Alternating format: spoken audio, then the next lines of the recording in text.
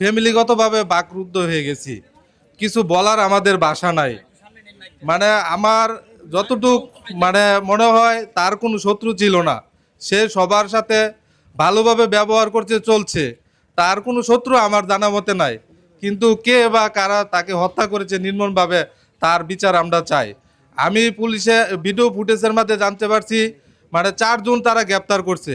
এর মধ্যে একজনের নাম ইমরান হোসেন।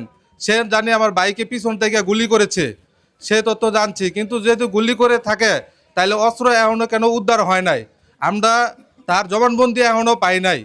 তার সুষ্ঠু বিচার আমরা চাই। কিন্তু আমার জানা মতে তার কোনো শত্রু ছিল না। ব্যবসায়িক দ্বন্দ্বের কারণেও এটা হতে পারে। ঠিক আছে, আমরা প্রশাসনের কাছে আমার আকুল আবেদন, এটা সুষ্ঠু তদন্তের মাধ্যমে সঠিক বিচার যাতে করে। আমার আর বলার ভাষা নাই। এটা সবার ভিতরে একটি চাপা ক্ষোভ।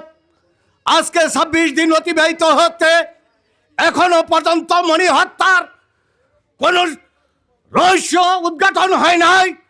কেন হয় নাই? প্রশাসন কেন নীরব? আজকে কেন জনতা জাগ্রত হবে?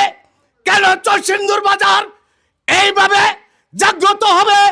ব্যবসায়ীরা কেন, এলাকাবাসী কেন তাদের মনে এই ধরনের প্রশ্ন জাগবে? আমি প্রশাসনের দৃষ্টি আকর্ষণ করে বলতে চাই, আপনারা এই মনি চক্রবর্তীর হত্যার সঠিক তথ্য উদ্ঘাটন করবেন এবং সঠিক হত্যাকারীর বিচারের দৃষ্টান্তমূলক শাস্তির ব্যবস্থা করবেন। আমরা যাই আমার ছেলের জন্য আপনাদের কাছে বিনত অনুরোধ করছি যাতে ছেলের বিচার হয়, সেটি কামনা করি। ভালো ছেলে হিসাবে পরিচিত ছিল।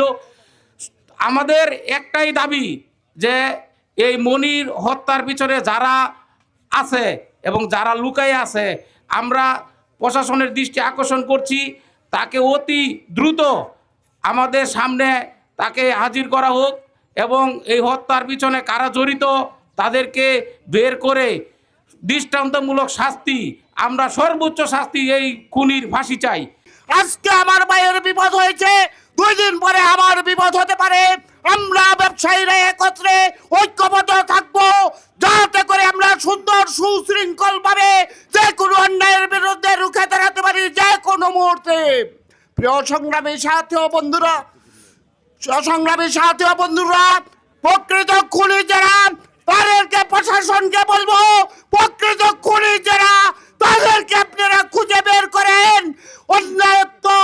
অন্য মানুষকে হয়রানি করার চেষ্টা করবেন না, যাতে করে তাদের বিভ্রান্তি দেখে, তার সবকিছু দেখে অন্য মানুষ আর কোনোদিন ব্যবসায়ীর দিকে তাকাতে না পারে।